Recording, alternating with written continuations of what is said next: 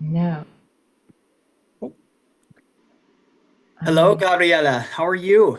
Hey, hi Ryan, how are you? It's so wonderful that you could join us today. I'm so honored and thrilled to have you. I'm excited to do this. Thank you so much for the invitation. Absolutely. Um, I don't know how many more people are going to be jumping on. I hope a lot. We've advertised this widely, but before we begin anything, do I have your consent to record this? Yes. Sweet. Oh, I should Okay, be. cool. Do I need to click OK? Okay. Um, yeah. So we'll just maybe hang out for another few minutes while we're waiting for people. Sure. Yeah, that sounds Cool. good. All right. Hi, Tiffany.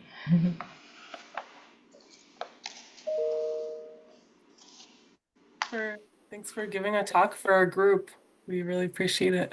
Absolutely. Also, your Excited. slides are your slide is beautiful. Yeah. This Uh, cover slide. Yeah, I love that title slide. It's it's rad. Yeah. um, it's a very costly slide. It's an AI generated one. That is Uh, worth 10 times the carbon pollution. oh no. Bad No, joke. I've been experimenting with the AI as well, and AI images. Cool. Mm-hmm. Maybe we'll give it another minute or so. I sense that this is a really busy and difficult time of the semester for many of us in academia. I think all of us on leadership included. Um, But there was oddly enough even before I joined the Zoom, there was somebody else in here, and then he left when he saw. So maybe he'll come back in a minute. okay. Yeah, I'll make some final social media postings. Yeah, I know. I walked into an office down the hall from here with a few other grad students, and I was like, "Hey, can you make it to the talk today?" And they were both like pulling their hair out. They're like, I'm "No." like, "Ah."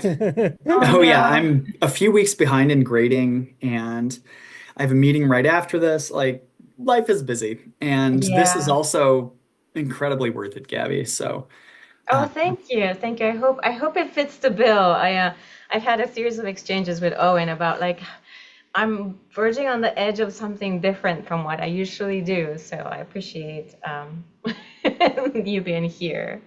no, absolutely. And it does fit with the focus of our group still. And of course, your past work it is very energy centered. And I personally am a huge fan of your work, the feminine Oh, ecology work. And thank you. um, yeah, I think you're brilliant. So yes, it fits. Yes Whoa, to okay. I'm everything. not. Let's start from like lower expectations. No, I expect that you'll exceed my expectations. Oh, Oh, okay. Owen I'll was exceed like, something. he was worried her research wouldn't fit, and it's like, no, it absolutely does fit. In fact, I think it fits a lot of the normative commitments of our group too, in directions that we'd like to see this type of scholarship go in. Answering these types of questions. So yeah, happy to have you. Great. I see we have some other people joining us. Welcome, everyone. And even a former grad rep, Elena Lauder. How are you? Mhm. Hi, I'm doing well. Nice to see you. Nice to see you too. How's Yeah, life? it's good. I'm in South Carolina doing some field work right now. Awesome. Good. Yeah. Well, I miss you and I good to miss see you you. guys. Cool. Should we go ahead and get started? Happy to do that. Sweet. Okay. Well, thank you for joining us, everybody, today. I am so excited and so grateful to welcome Gabriela Valdivia, professor of geography. Sorry, the class of 1989 William C. Friday Distinguished Professor of Geography at UNC Chapel Hill, as well as an assistant dean at Honors Carolina. Gabriela Valdivia will be presenting today on her new project, Entangled Extractions in Ecuadorian Amazonia. Gabriela is also the recent recipient of the Carl O. Sauer Distinguished Scholarship Award. She is a mentor and collaborator of many of us in ESG, members and leaders of our group from the past also. Gabriela is a feminist political ecologist who studies the socio-ecological injustices and affective dimensions of resource and energy extractivism in the Americas, who has won numerous incredibly impressive grants coming from the National Science Foundation, the recent Antipode Foundation's Right to the Discipline Award. Her project today is she also has a digital storytelling project called Crude Entanglements. That's not the project for today. Co-author of numerous books, including Oil Revolution and Indigenous Citizenship in Ecuadorian Amazonia, co-editor of the Routledge Handbook of Critical Resource Geography, author of countless scholarly journal articles, and the list goes on. So, Gabriela, thank you so much for joining us this gloomy Friday afternoon where I live. I hope the sun is shining where you live, and take it away. Great. Thank you so much, Ryan, for that lovely introduction, and to the group for the invitation to talk to you about a project that is ongoing for me. And so I would like to preface that it's still in its experimental stages. It's a bit outside of my regular scholarship, and it's a new branch of that. So I am really excited to introduce this to you. And so let me see if I can know which one. There we go. Okay. So the body of my scholarship really has been about telling stories about extraction as complex systems. And I have sought to do that by looking at extraction from different places. So focusing on sacrifice zones, or like the places where like the active materiality of extraction can be perceived. I focused on questions about the construction of citizenship and other subjectivities around petroleum. I focused a lot also on sort of the environmental impacts of those activities, and also at the scale of everyday life exchanges and experiences. And so my scholarship really as a whole looks at this complex. And what I'm going to do today is tell you a bit about this new place that I am looking at extraction to theorize with it. And that is the space of mining. And not necessarily the kind of metal mining that we're familiar with, even though there's a lot of metal mining in Ecuador. And this is a map from the mining concessions in Ecuador.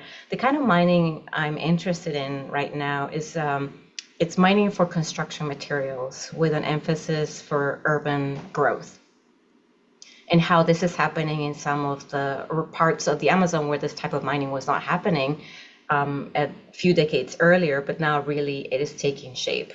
And so while you might hear a lot about gold mining, whether it's legal or illegal, I'm not talking about gold. I'm talking about extraction that is specifically used by small governments who have been given access not only to resources, but to financing of those resources to build up the urban environment. And another thing that I wanted to say before I start is that we're starting from a particular premise. And that premise is that where we theorize from matters. So I'm not talking only about where that is location in an X and Y coordinate system, but also a position, a location in relation to other locations. And this where also identifies a sense of perspective from which to make sense of the world. Where is also a social location to express selfhood, a place to stand on, a place to speak from. So today I'm telling you stories of extraction from a particular place. And that place is the Muntun Mamayacta. Muntun in Naporuna Quichua is loosely sort of like a family circle, family group. They don't need to be directly related, but it's a group of people who live together and who see themselves as belonging together. That's what a Muntun is. It's the Muntun Mamayacta, a family group in the Quichua community of Santo Domingo de Hollin in the province of Napo in the Ecuadorian Amazon. And as Ryan mentioned earlier, this project was initially funded by the Antipope Foundation through the Right to the Discipline grant between 2021 and 2023. It's a participatory project with members of the Universidad San Francisco de Quito, with members of the municipal government in Archidona, which is the larger government body for this community, members of the community, particularly Silverio Mamayacta, as well as undergraduate students at UNC who worked with us for a couple of years. And so it's multidimensional, multi-party project that wants to use cartography, geovisualization as ways to interrupt and diffract the kind of knowledge that we have about self-determination and its constraints. Okay. So I'm drawing on preliminary work, and what I'm going to show you are some of the sort of experimental maps and geovisualizations that we've been using, and they have been inspired by projects like the SUNY Maps of the Grand Canyon Project. To tell different stories, there are linking what we call entangled threads of existence. And so what I'll do today is trace some of these threads of this complex topology that connects self-determination, resource extraction, and indigeneity in the Ecuadorian Amazon. Okay.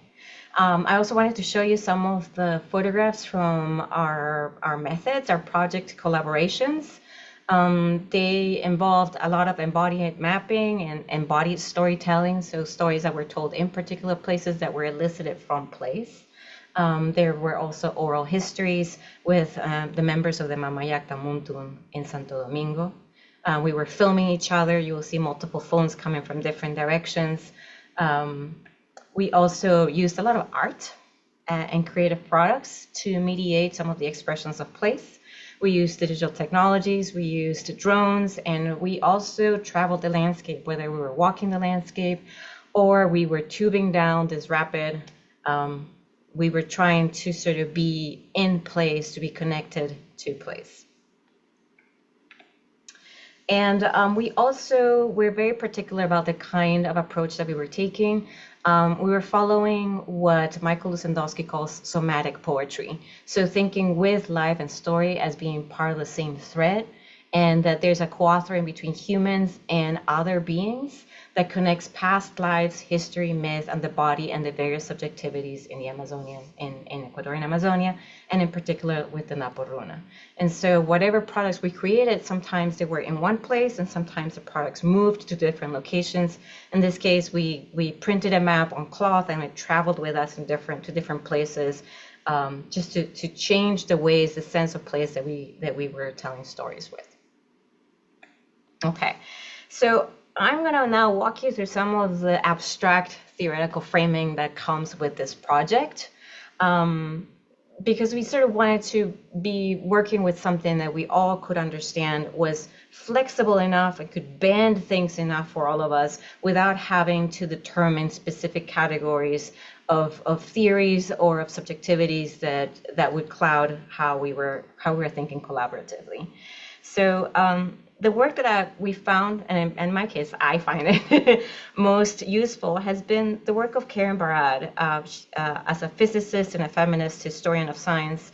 That has been a great place to start. And so I'm just going to quickly outline three of some of the concepts that I found useful in communicating this.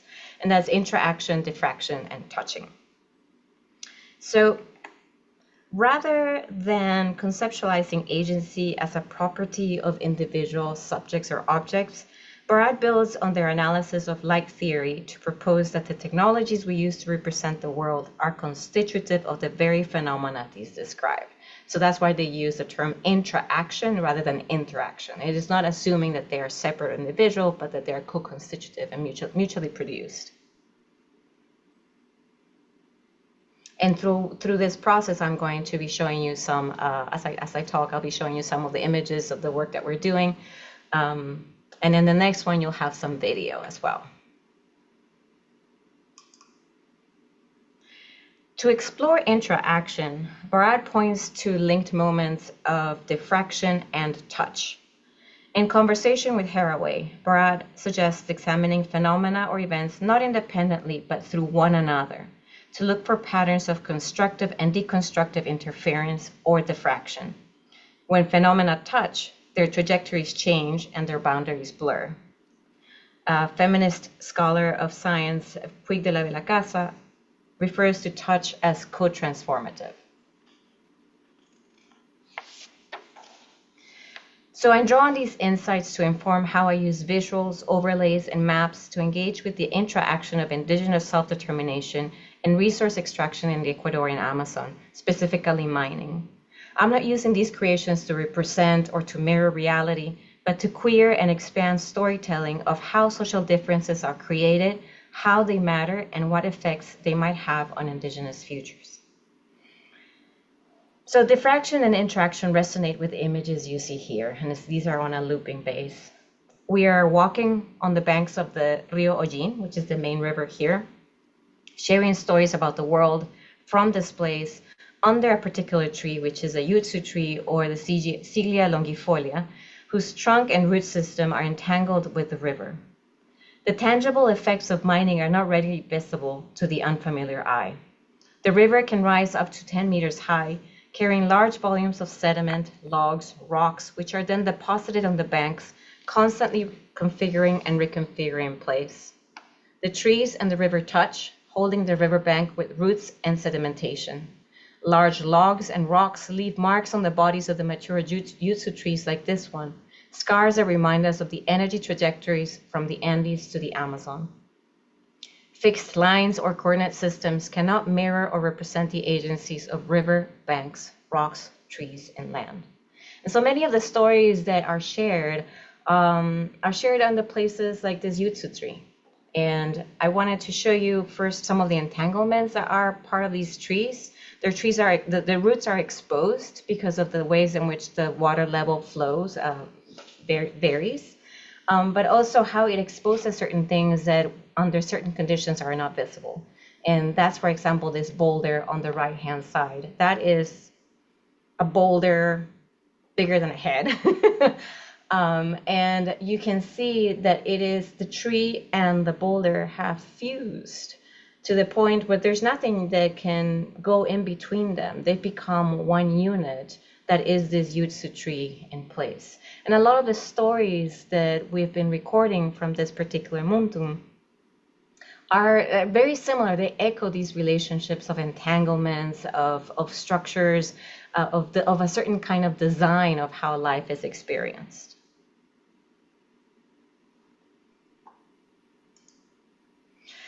Before I move on to the stories that I wanted to show you, to tell you today, I want to connect Barad's method to another framing of entanglements, and this one comes from post-colonial scholars. Writing about maroon societies in the French Caribbean, for example, Yarimar Bonilla says that marronage was a form of strategic entanglement, a way of crafting and enacting autonomy within a system from which one is unable to fully disentangle. Maroon societies and spaces of non-sovereign politics, she says, challenge the premise of absolute sovereignty and trouble the fiction of sovereign control. Bonilla reads for maroon diffractions by examining their interaction with the colonial state. Across the Americas, Maroons often undertook political projects predicated on coexistence, interdependence, and non-interference with varying degrees of success. Some drew on treaties with colonial authorities that restricted their settlement and even forced them to return runaways in exchange for recognition and economic assistance. These treaties constrained but also enabled Maroons to carve out spaces of autonomy within the colonial system, assuring their persistence into the present day.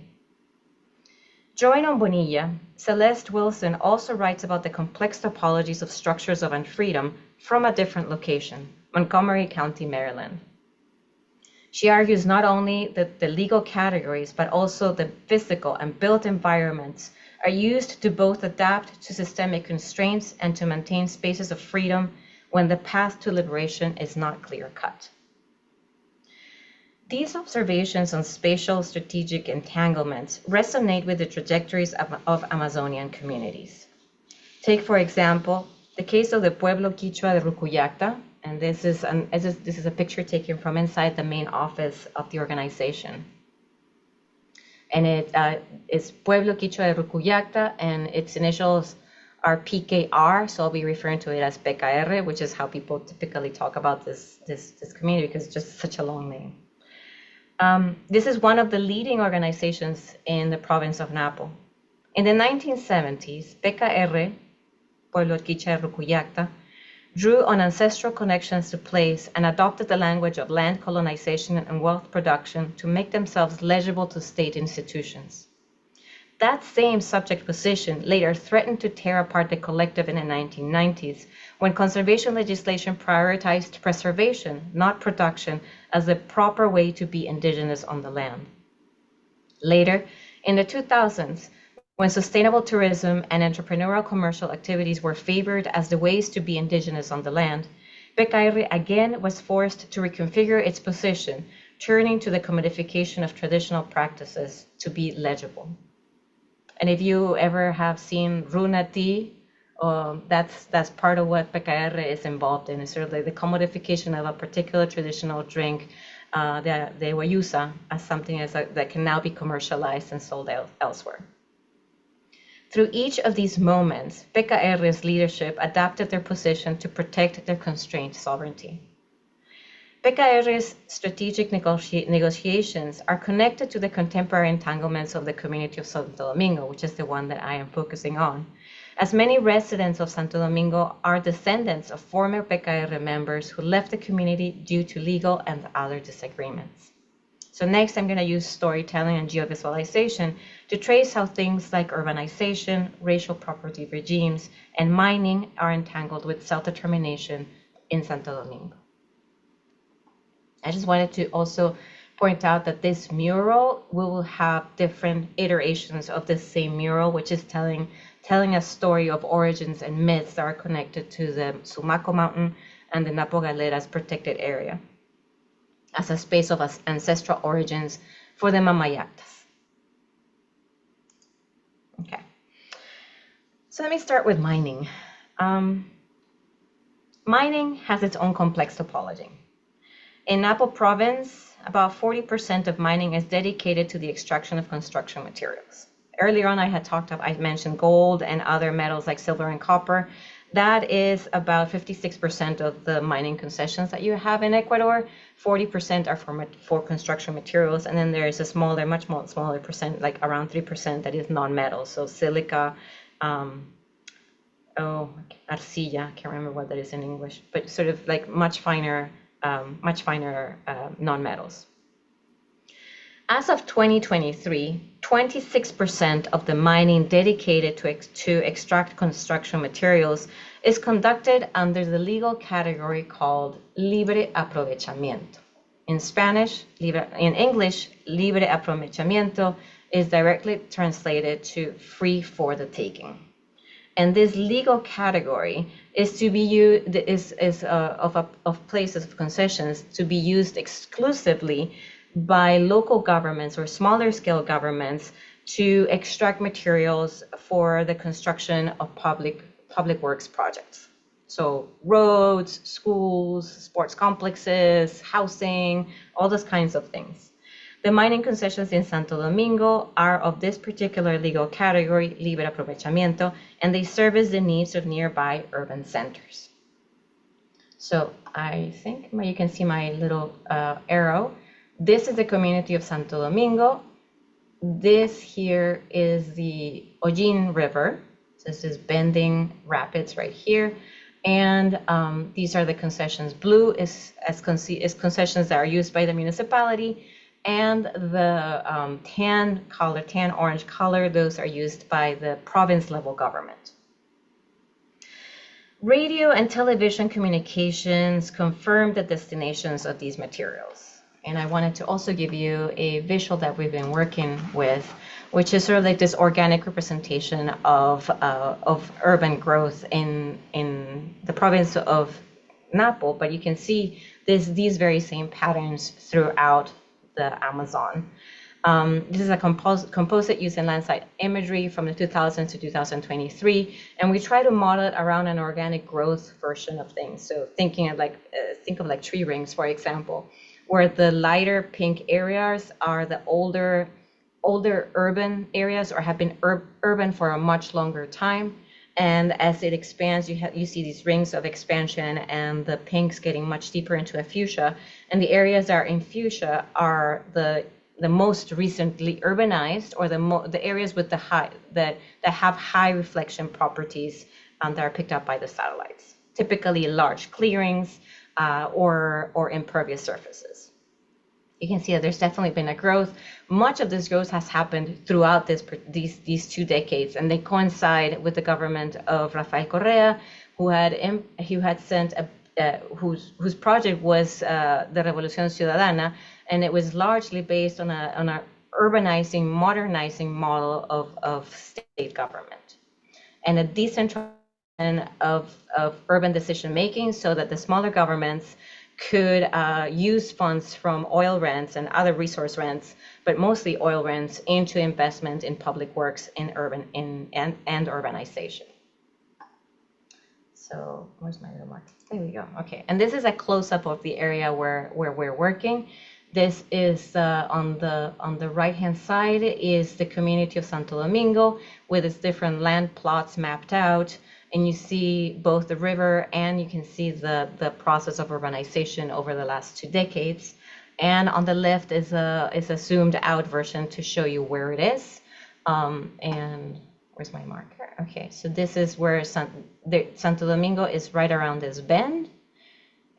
Its local government is San Pablo de Uxpayaco, which is this sort of cluster of urban land right here. And these respond to a larger government of the canton of Archidona, which is right here. And if you're familiar with the Amazon, or you've ever traveled to the Amazon, Tena is another one of the large urbanizing areas in this part of the Amazon. Archidona, all this area here in Ecuador, in this part of the Amazon, is Quichua, is Naporuna. Their government, its government councils, the mayors have been traditionally for a long time Quichua. So this is indigenous governance embedded within the modern state governance. Okay. Like I said, radio and television communications have been celebrating these sorts of urbanizing projects. And they also reveal that urbanization trends in the region have dramatically increased. So some of the transformation of the landscape that I was showing you in the fuchsia colors on ground would look like this large expansive clearing, which is going to be destined for a large sports complex, which people are really excited about. And this is one of those projects that really brings people together and helps build community belonging around sports, around gathering spaces, the same way that a soccer field used to be. Now it's like large complexes, so they'll have a lot of impervious services associated with it. Like I said, such growth is also connected to greater access to resource rents. For example, in the canton of Archidona, I showed you that urbanized area. Between 2020 and 2021, more than $4 million were invested in public works projects, which also included the purchase of backhoes and excavators. And I wanted to mention that because when you hear anything from the news from the municipality of Archidona or from the local government, the parish government of San Pablo de Uxpayaco, which are like governments that are using the materials extracted from the concessions by the river, these are great celebrations. I just wanted to point out a couple of pictures here where you have balloons tied to the excavators and the backhoes, because it is a celebratory moment of transformation that is conducted by local governments. So now I want to trace a bit of the connection, some of the threads that are connecting these dreams of modernization with the dream world of the Quichua of Santo Domingo. Okay. I'm going to start with Silverio Mamayacta, who is the man who is standing on the bank of the river on the right-hand side. Silverio Mamayacta is in his 40s. He's the father of 5 children and the last of 9 children born to Vicente Mamayacta, one of the founders of the community of Santo Domingo de Holguín. As male members of this Muntun tell it, their lineage goes all the way to ancestral beings and shamanic guardians of the Napo Galeras region. During a conversation about sand and rock extraction, Silverio outlined a series of exchanges regarding permissions to extract. He said the following: I am very insistent. I sent a letter to the state agency that oversees mining regulation. They finally told me, tomorrow we will go visit the site to assess the situation. But they also have people there, inside, that help those who are doing harm. They tell them everything. Who authorizes this, he asks. They don't say. Perhaps it's my brothers, he continues. Perhaps somebody from the community. But I tell you, there's money there. He offers an example.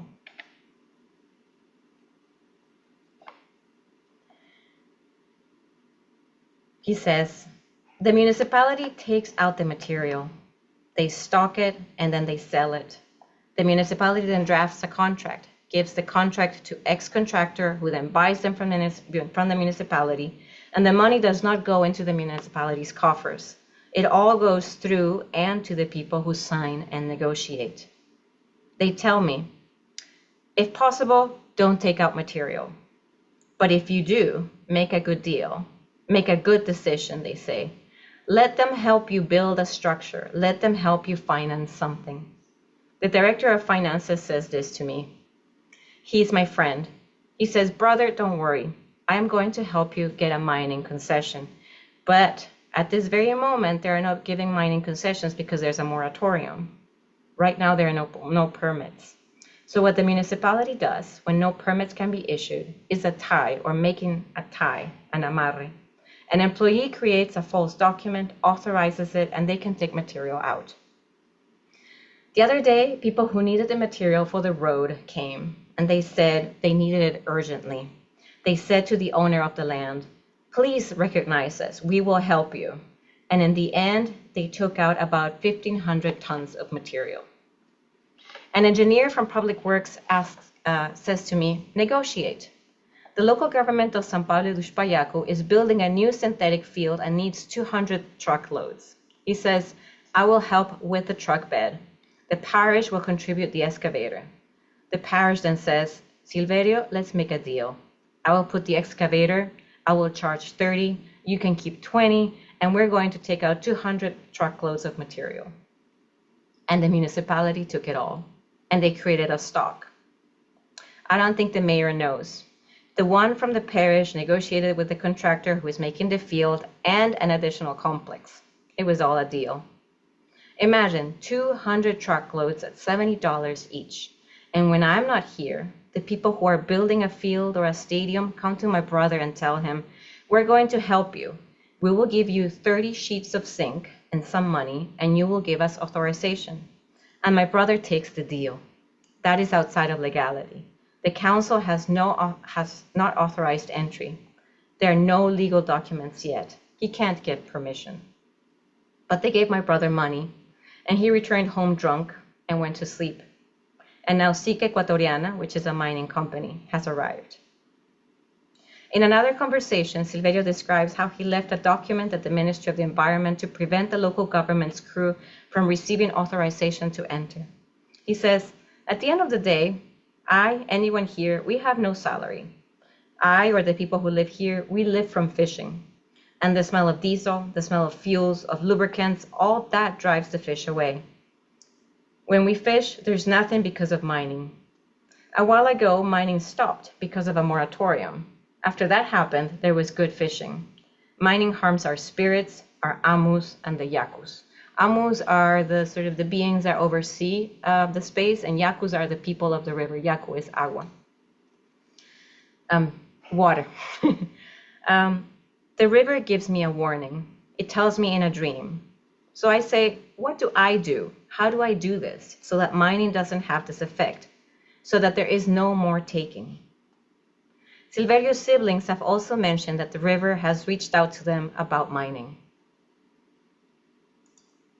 Violeta, his older sister, told us how after the municipality started taking material about 15 years ago, everything was destroyed, leaving big holes on the beach where her grandchildren used to play.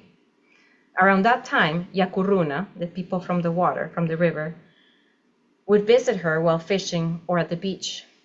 She was regularly visited by a tall, hairy man when she went out to fish. One time, when she was sad thinking about how they were going to live after the destruction of the river, she went to work on her chacra, her nearby garden. Working alone, she fell asleep. She heard a scream in the middle of the day. Maybe somebody was lost, she thought. Later, she prepared food and arranged clothes to wash. She came to the river, checked for footsteps on the sand, but didn't see any. She put the clothes on a rock and found a presence nearby. She turned around and saw a small white child about 12 years old walking toward the rocky beach unclothed. The child waved towards the other side of the river. She tried getting closer, but she also noticed that there were no footsteps on the sand. How could this child leave no traces? The child belongs to the river, she thought. He is a Yakuruna. First they send the man, then the child, she reasoned. She picked up the clothes and ran back home. Violeta says that later the beings came to her dream to explain themselves. The family lives there. In her dreams, they have taken her to other worlds and places. Another Mamayacta sibling told the story of his son's encounter with non-human children and people. His son worked for the municipality as an overnight security guard at the concession site. He slept inside the machines to guard them. One night at around 11:30, children between the ages of 12 and 15 came and started touching the doors and then returned downriver. Another night, close to sunrise, a larger than normal person, an adult with long hair, put his hand on the windshield. The hand looked larger than a human hand. He left a handprint as if printed on the windshield. When his boss arrived around 6 in the morning, he saw the handprint and took pictures. The son told his dad, "I am serious. This is what I saw. These are the hands of a supai." Supai is another being. It can be a devil. It's a non-human being. So what do these encounters tell us about the complex topology of self-determination? In the Amazonian Quichua world, dreams are part of what Michael Usendowski calls somatic poetic relations, where life and story are part of the same thread connecting humans and celestial, ecological, and spirit beings. Dreams are a means of sensing the world. Different worlds touch in dreams. One world is where materials are a resource freely taken to accumulate wealth elsewhere. There's also the world where impoverished indigenous communities are served by extraction, the construction of the sportplexes, or the construction of roads. And there is the world of the Yakuruna, who govern access to fish and connection to place, and who are reaching out, touching the Mamayacta to warn them. These diffracting stories reveal the multiple strategic and constricted negotiations resulting from their coming together in place. The how I do this, in Silverio's question, is not a rejection of mining activities, but a recognition of unfreedom from such activities and their entanglement with the ancestral forces connecting him to place. From this position, and cognizant of the harm he experiences in place, Silverio's self-determination is constricted. So I'm going to move to now another set of stories. This is some of the work that we've been doing with dreams and overlapping them. The dreams that I told you about, that Violeta experienced, the machines that she saw, the machines that his brothers have seen, and the beings that his brothers have witnessed, have been all drawn in our participatory mapping sessions when we talk about place. And so we've been trying to think about how they overlay with each other, how they interrupt each other, and then how, by putting them together, when trying to diffract stories of self-determination here.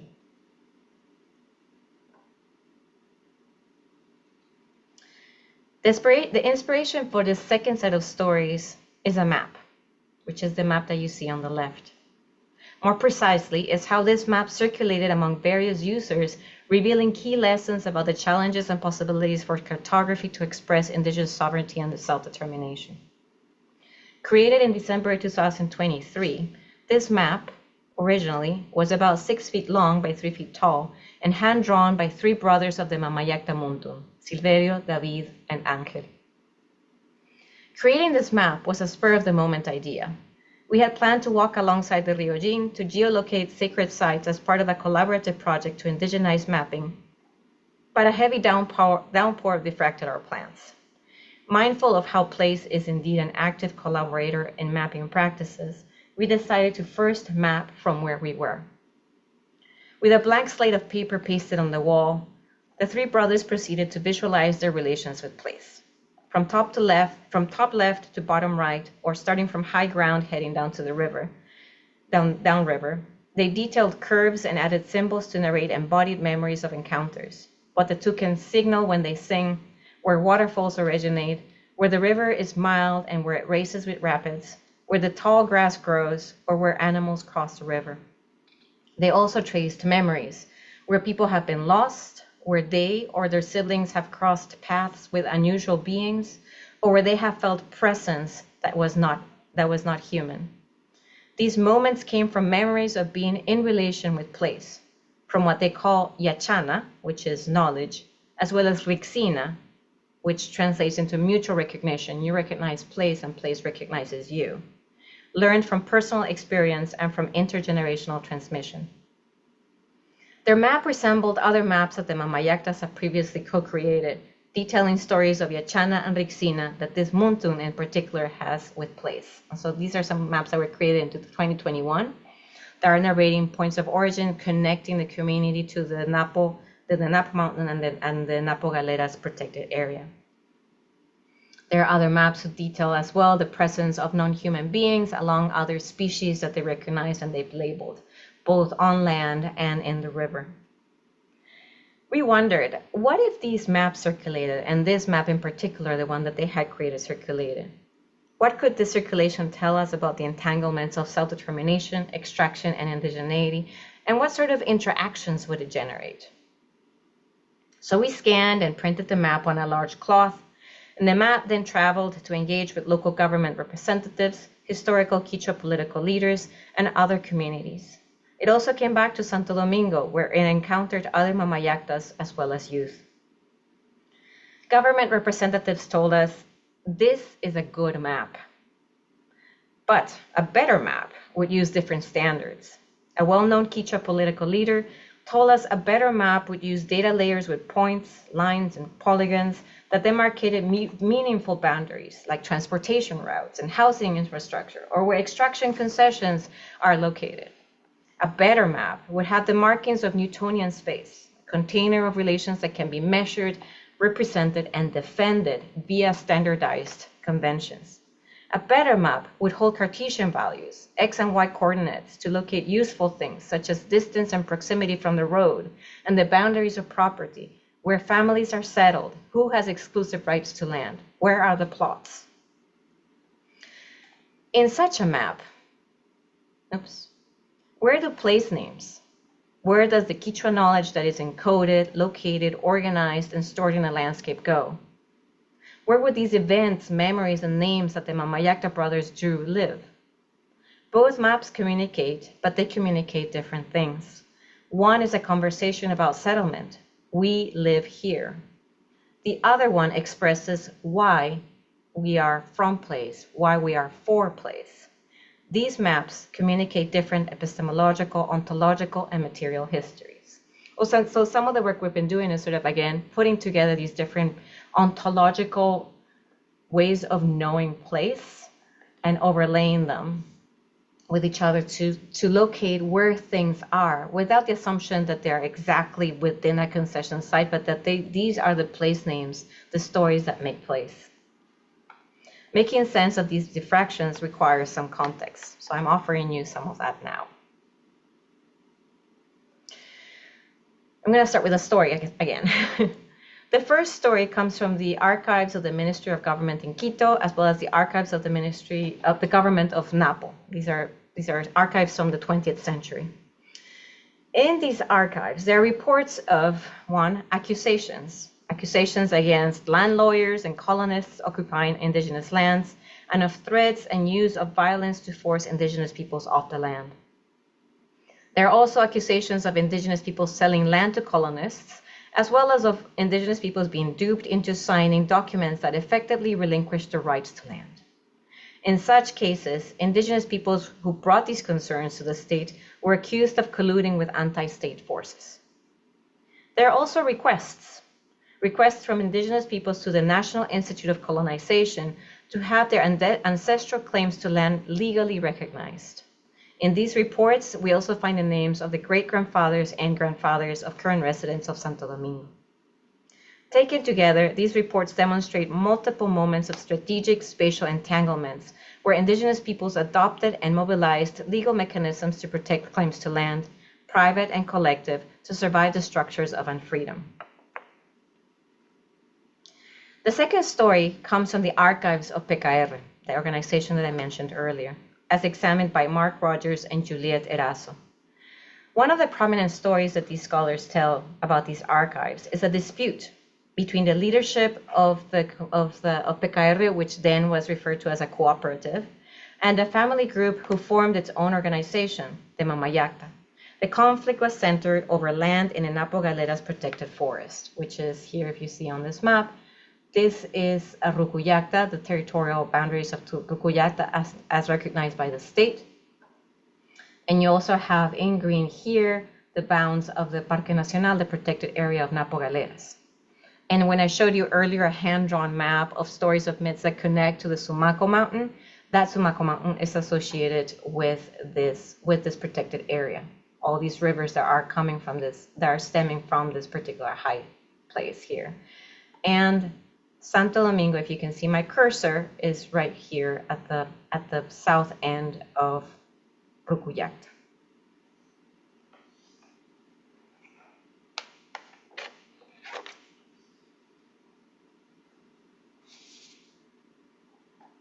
I'm going to find my place here. Okay. The issue at stake was that the families with de facto claims to large tracts of land within the cooperative of PKR saw their claims limited by how the cooperative worked. As a cooperative, it was arranged to have a large global title that was to be shared and owned collectively, and very small individually owned parcels of land to serve for the individual gardens or chacras that families would use for subsistence. But even though some of them had ancestral claims to a larger portion of land, they saw themselves limited by this property distribution between that could be largely share a large global title and only claim individual ownership over small amounts of land. The two organizations used different spatial strategies to validate their claims. The foundation that the Mamayacta started claimed ancestral heritage traced through patrilineage, which they used to sign agreements with conservation organizations to guarantee continued access to the lands under contestation. So even though they were part of the cooperative, as a foundation that they organized, they were signing individual contracts with organizations that were not including Rucuyacta in it. The organization claims that the Montong Mamayacta has lived in the area in the early 19th century, protecting the mountains from outsiders with their ancestral knowledge. They also cited the cultivation of gardens and the planting of chonta palms as historical evidence of their connection to their sacred site.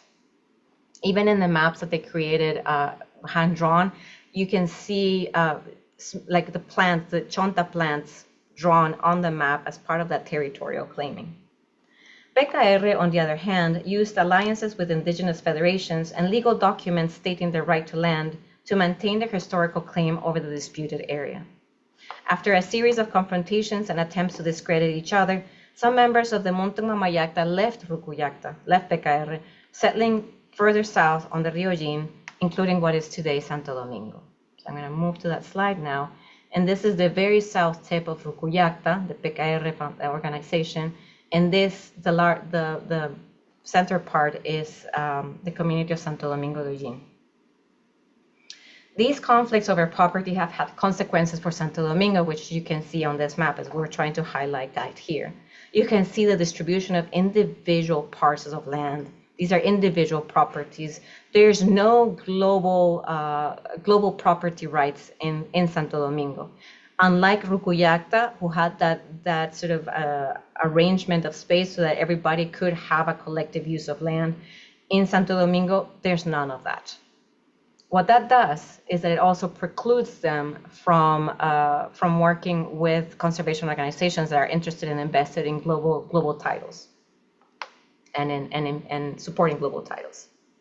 So I want to conclude with a couple of map series that are our experiments at visualization of entanglements to tie these entangled stories of urban, mining, property models, and self-determination.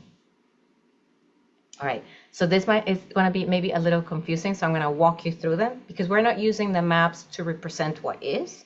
We're using the maps to visualize the different layers, the different layers that become entangled as part of this landscape. Okay, this is the first one. So we brought a series of the different stories together through different visual layers. You have the story of urban growth as a process of expansion. You have mining activity. And there are a couple of things I want to highlight here about this map. So there are three legends, right? There's the mining activity with the concessions that are the free taking.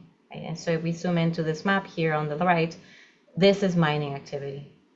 And we see its overlay with this legend here, which is the family names. These are the Muntuns, the families that decided to leave Rucuyacta and move to this area that was mostly the individual mentality of property. Right? Property is associated with an individual owner. And you can see how they've broken up, and you can see how some of these concessions are overlapping with those. The stories that Silverio told about him and his brothers and the sort of negotiations that were happening with the different governmental authorities are precisely the same parcels where you have this activity going on.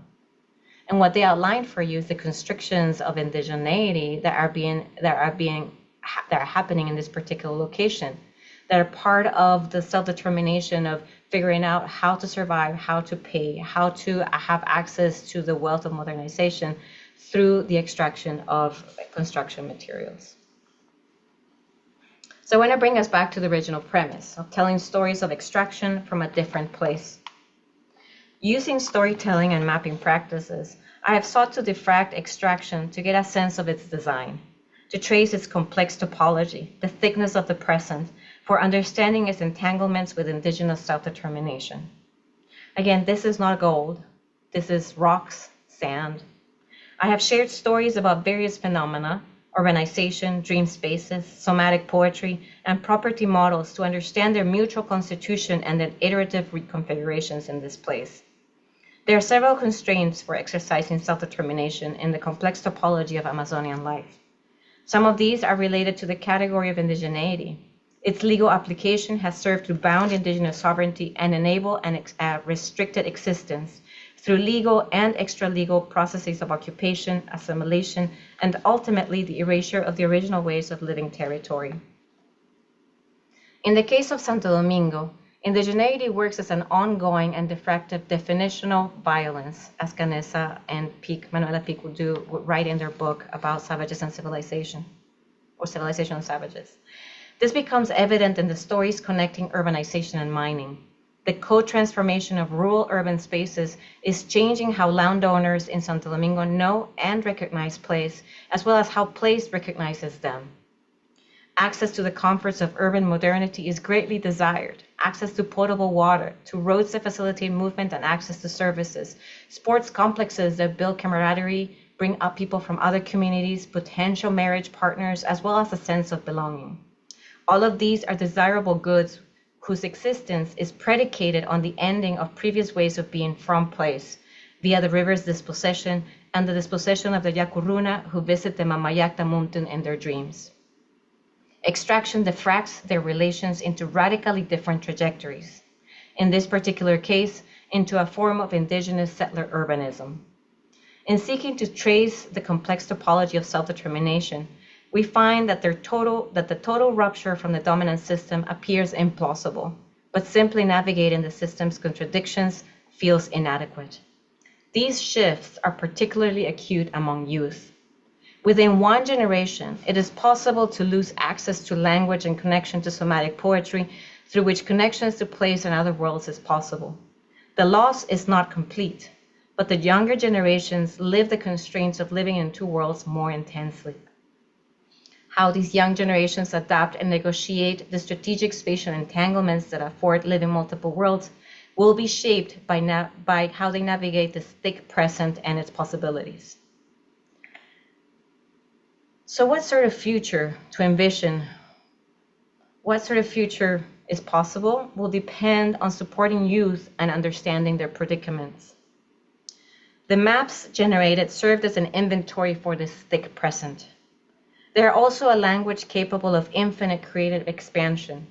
If we have the craft and the patience and the dedication to practice and to imagine so, our hope is to bend the two worlds closer, as Pierre suggests, the traditional and the Euromodern, to inspire a new generation of people attuned to the somatic poetry that connects with place. I want to end with the words of Sunni farmer activist and scientist Jim Enote. He says, knowing where you are is important. What other people call you really is what makes you of this place. Caring for a dignified future for Amazonia requires that we recognize the structures of unfreedom intimately connected to Amazonian life. We're accountable to their design. And as our team continues with this project, we're committed to creatively figuring out ways to support the diffraction. Thank you.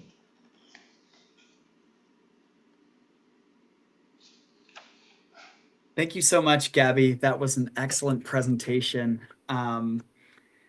I really loved your mixed methodological approach that is strongly rooted in place. I have a few questions of my own for you, but I want to open it up for questions for other people in attendance today before I ask you mine.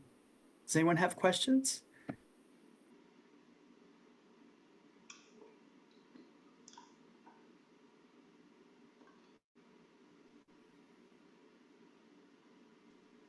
Okay. In the absence of other people asking questions, I've got a few. Maybe you could talk a little bit more about how the connection between urban development in the PKR area, and the expansion of resource extraction. I mean, I assume additional urban settlements and urban development will accelerate resource extraction in the area, but perhaps which resources, I guess, will do you think be focused on, and does this connect back with your other work on oil in the region? Yeah, I think one of the distinguishing features is what has happened in the last 20 years, which is the devolution of authority over how to use funds from the state has gone to the local governments. So you have the government of the community, which has its presidential board and all that. Then you have the government of the parish, so that's a broader. It represents a number of communities. Then you have the canton, which represents a number of parishes. And then you have the province, which represents a number of cantons. So at each of these levels, they are all receiving resource rents, like primarily from oil. But what is different from what it used to be is that, one, they've been told it has to have particular uses and like support public works projects. So potable water, construction of roads, the maintenance of roads, the construction of sports complexes, the support of schools and housing and hospitals, access to these basic living infrastructure of the built, like that kind of built environment is where these resources are supposed to be spent. And the key thing is that each year, if you don't spend that money, you don't have access to it anymore. So it goes back, right? Sort of kind of like what we do with our grants. Like if you don't spend it, you lose it. A very similar dynamic is happening. So there's this constant feel like it has to be used. So we need to purchase the machinery and we need to create these things.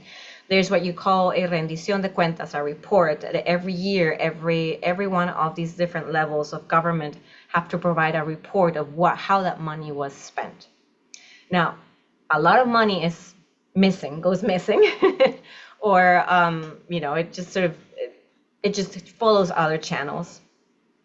There are lots of accusations of corruption and of hiding, of like shadow projects happening, but certainly the impetus is to build, and for many of these governments, especially the ones that are at the parish and the canton level, it's indigenous urban settlement, right? It's indigenous peoples who are from the area who have now moved into the urban areas and are occupying the space of the state, right? So these are no longer, I think that the rhetoric of like the state is elsewhere, that's not true for the Amazon. The state is within, and so you have the state is being occupied by indigenous peoples from the area, but are carrying the same design of the state.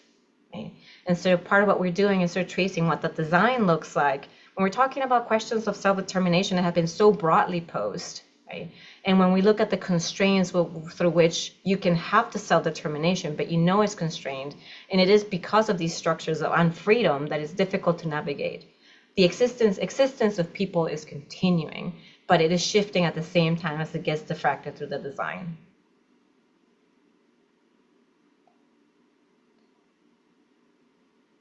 Thank you. Does anyone else have any questions?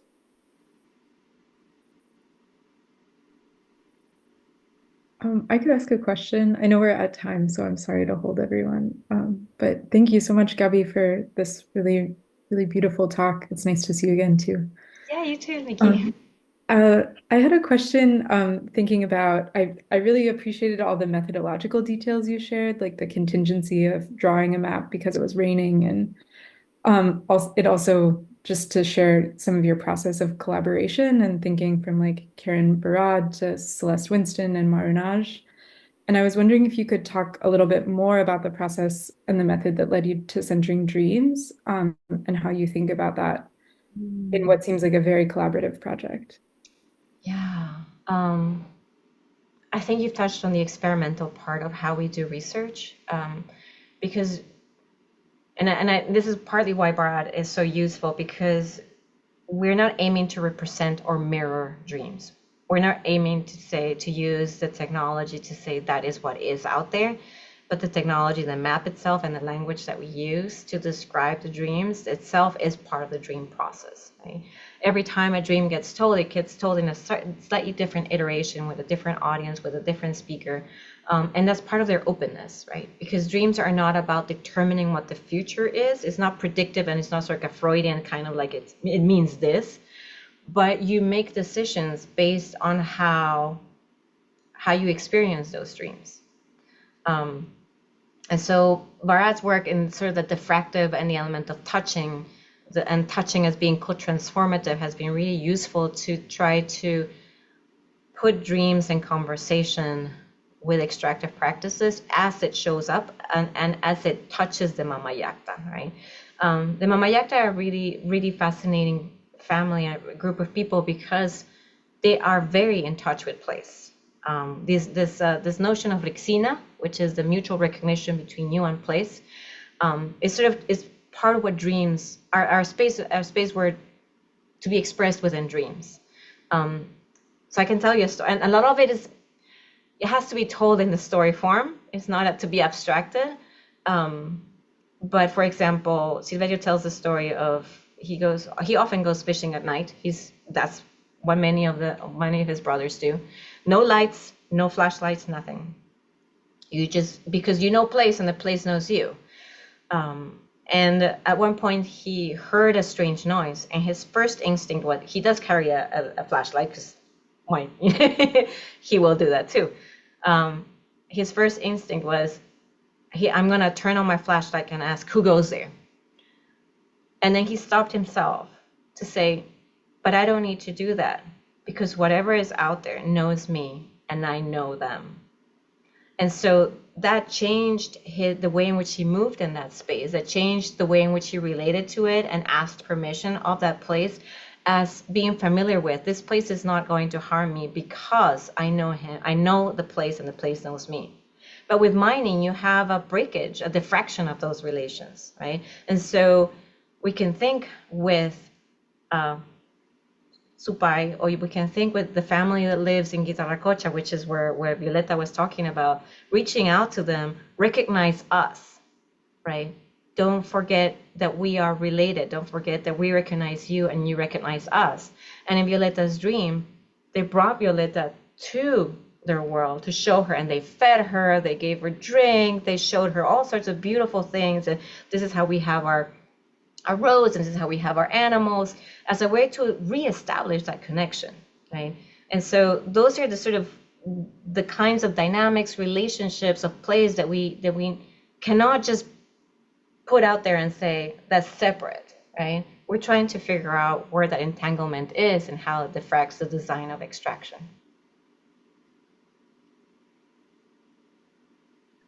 Thank you very much.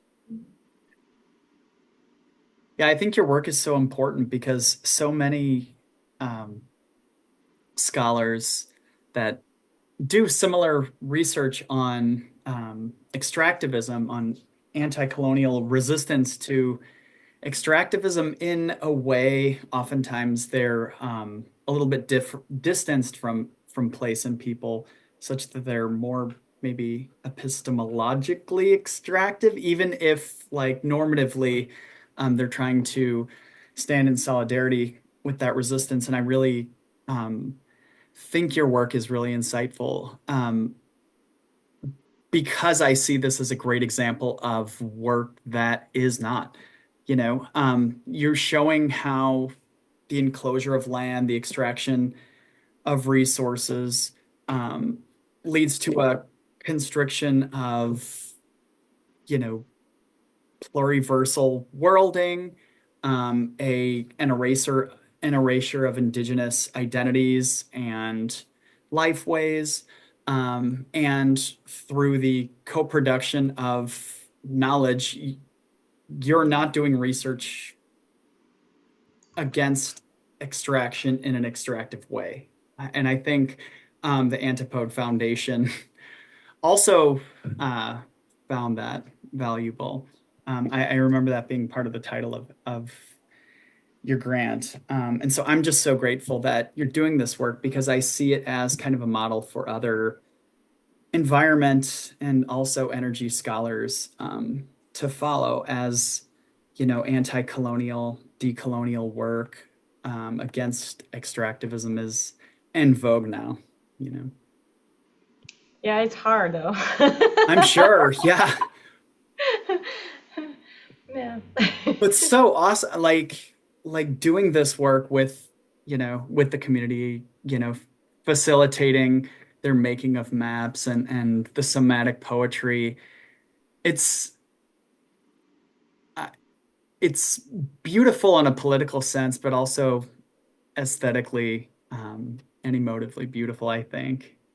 And I think that's part of like we're really leaning in on the poetic as a transformative space, because it's a space of possibility. There's an openness to it that I think in a more sort of scientific way kind of gets narrowed down and pinned down as being one thing, where we're finding out that creative product is actually a way of enacting and expressing the diversity ways in which we can see ourselves living differently, right? Or like start a different trajectory, inspire a different trajectory. And I think as we work through our next steps with like where and how we move with these maps, and who are we in conversation with these maps, youth have been in particular one of the groups that we're thinking about. Okay, well, what kinds of conversations can we have when we mobilize around these? And one of the workshops that we did was with youth right by the river.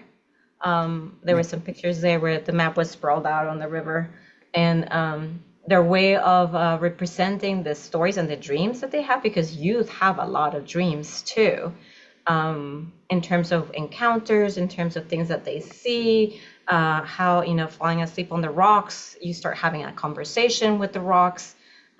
Those are things that youth also experience. So somatic poetry is not lost, but it is, not recognized as such, right?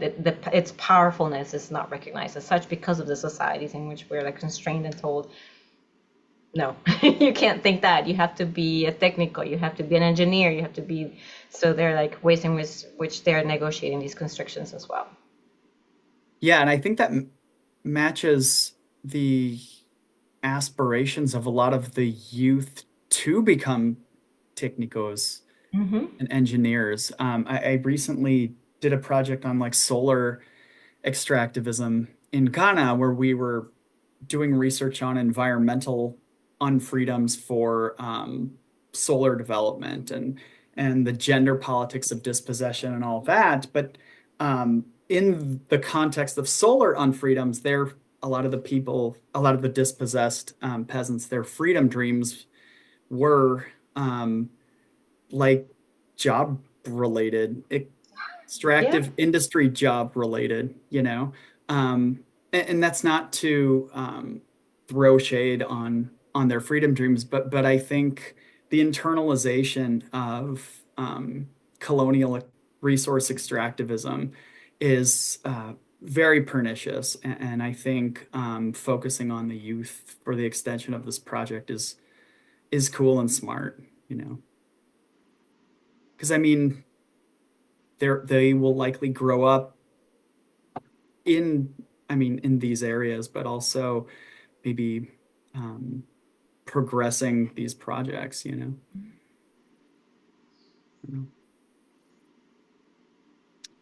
So cool.